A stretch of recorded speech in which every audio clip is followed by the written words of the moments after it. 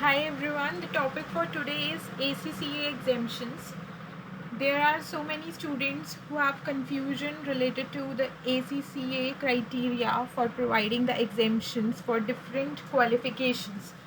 So firstly we'll start with 12th pass. If you are a 12th pass student, then you have to appear for all the 13 exams. You won't be getting any exemption.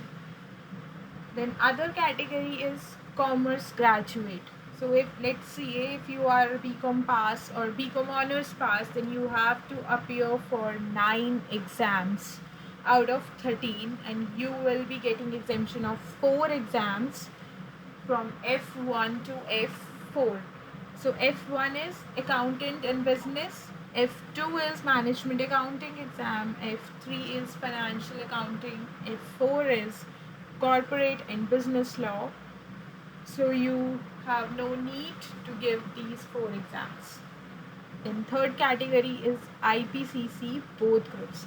If you are an IPCC qualified student, then you have to give only 8 exams out of 13. The exemptions will be of 5 exams, which will be F1 to F3 and F6 and F8. So F6 is for taxation and F8 is for auditing. Then fourth category is if you add on BCom degree with IPCC qualification, then there are only 7 papers which you have to give. There will be additional one more exemption because you have also done BCom. So there the exemption will be from F1 to F8 except F5.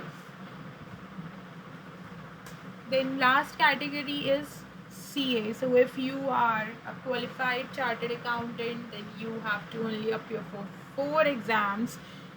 Now here the whole skill level and knowledge level will be exempted for you. So you have to only appear for professional level, which is the last level in ACCA exams, which consists of 4 papers.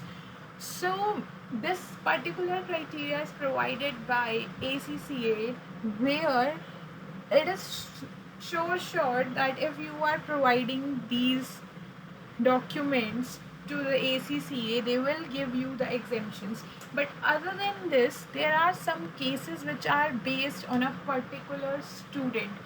So if you are a CA final student, let's say you have uh, got 40 marks at least in your financial reporting exam or in your strategic financial management exam and in your costing exam.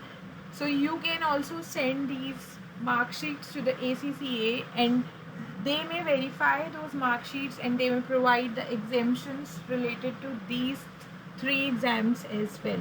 So in that case, your F5, F7 and F9 exams will also get exempted. So this was whole exemption criteria about ACCA. In case you have some more doubts, then feel free to contact me. You can send your messages over comments and I'll reply them. Thank you.